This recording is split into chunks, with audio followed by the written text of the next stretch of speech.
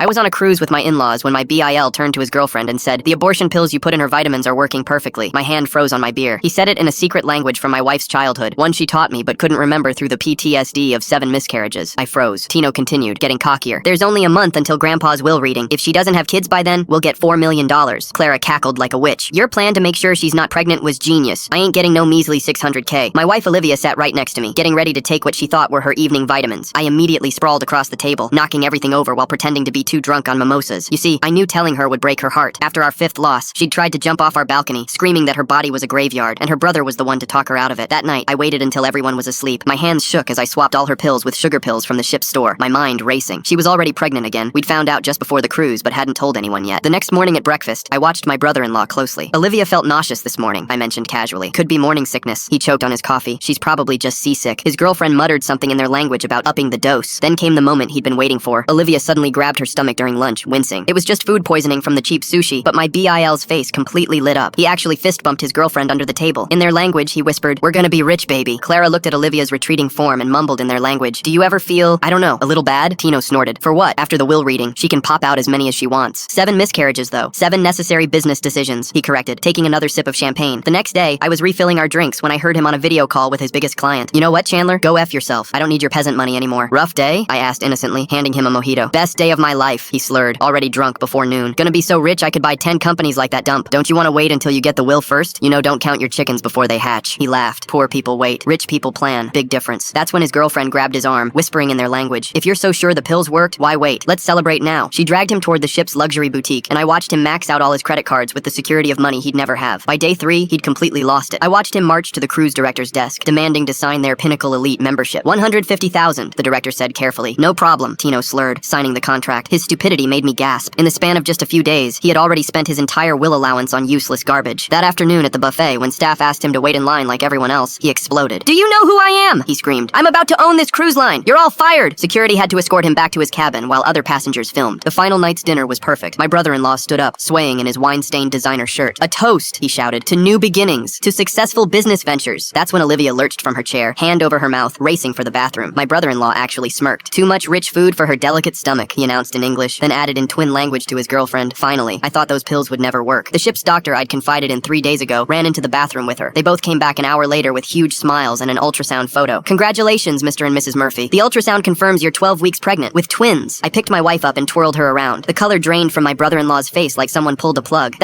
He stammered. "That's impossible. The doses She took." Every head in the dining room turned to face him. I stood up slowly. The words were forming in my mind, ready to destroy him in the language he thought was his secret weapon. Full story on channel, linked below.